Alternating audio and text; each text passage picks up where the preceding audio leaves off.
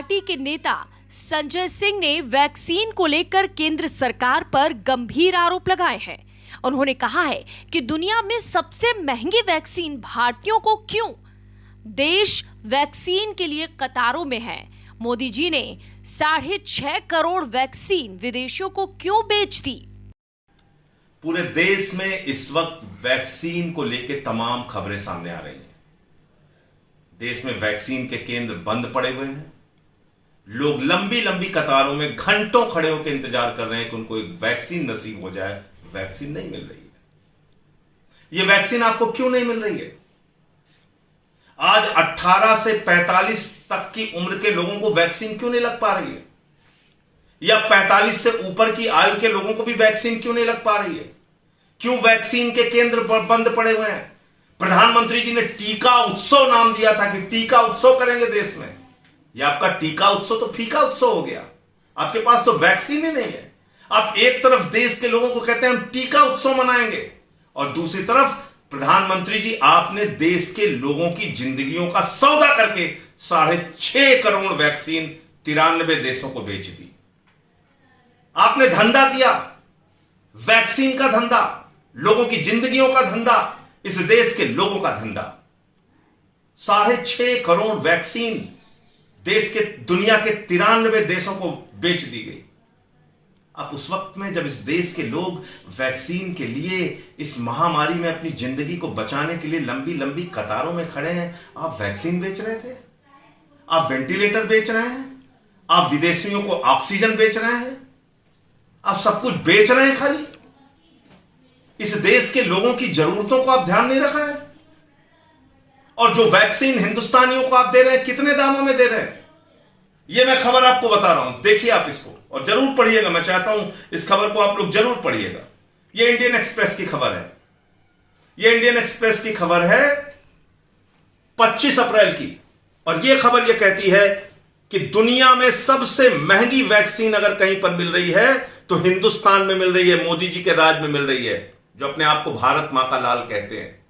उनके राज में सबसे ज्यादा महंगी हिंदुस्तान में वैक्सीन मिल रही है सीरम इंस्टीट्यूट के द्वारा। और यही सीरम इंस्टीट्यूट, यही कोविडशील्ड, ये सऊदी अरबिया को कितने में देते हैं? ये वैक्सीन सऊदी अरबिया को मिलती है $5.25 में। साउथ अफ्रीका को कितने में मिलती है? $5.25 में। अमेरिका को कितने में मिलती है? $4 में। बांग्लादेश को कितने में मिलती है? $4 में। ब्राजील को कितने में मिलती है? $3.15 में।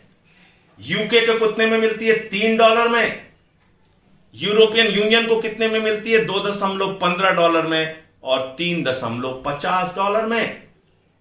जो वैक्सीन $2.15 में यूरोपियन यूनियन को मिलती है, जो वैक्सीन यूके को $3 में मिलती है, जो वैक्सीन अमेरिका को $4 में मिलती है, सऊदी अरबिया को $5.25 में मिलती है, वो वैक्सीन हिंदुस्तानियों को $18 में मिलती है।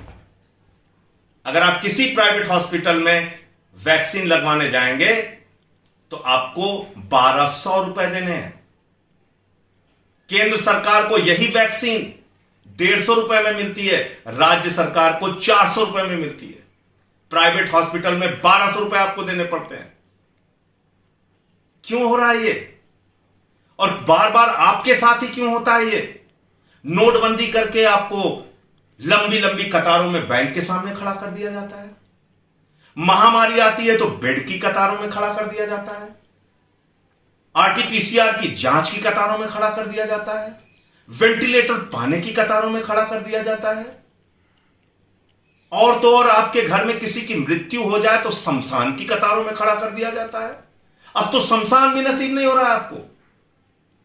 अब तो 62 लाशें बलिया में गंगा नदी में पाई गई हैं, गाजीपुर में लाशें पाई गई हैं, हमीरपुर की नदी में लाशें पाई गई हैं, और उन लाशों को कुत्ते, कौवे, चील नोच रहे हैं, अधजली लाशों को खा रहे हैं। यह दृश्य देखने को मिल रहा है हमें। यह भारतीय जनता पार्टी का न्यू इंडिया है। यह देश के प्रधानमंत्री इस देश के लोगों के साथ कर रहे हैं। यह हो रहा है उत्तर प्रदेश में। अब जाके हालात देखिए। गोरखपुर मेडिकल कॉलेज के सामने एक मजबूर भाई अपने भाई को कंधे पे लाद के, उसको स्ट्रेचर नसीब नहीं होता, मेडिकल कॉलेज में लेके जाता है, वहां पर उसकी मृत्यु इमरजेंसी के रिसेप्शन पे हो जाती है। ये हो रहा है, ये हकीकत है। जागिए आप, जागना पड़ेगा आपको, सवाल पूछने पड़ेंगे कि प्रधानमंत्री जी बताओ, जिस वक्त देश के लोगों को निःशुल्क मुफ्त में वैक्सीन देने की जरूरत थी, आपने 20,000 करोड़ रुपए के लिए अपना मोदी महल, संसद का नया भवन, मैं भी संसद का सदस्य हूं, जो हमारा संसद भवन है बहुत अच्छा है, बहुत विशाल है, उसकी तारीफ पूरी दुनिया में होती है। कौन सी जरूरत है आपको नया संसद भवन बनाने की? इस समय देश में महामारी है, आपका महल बन रहा है।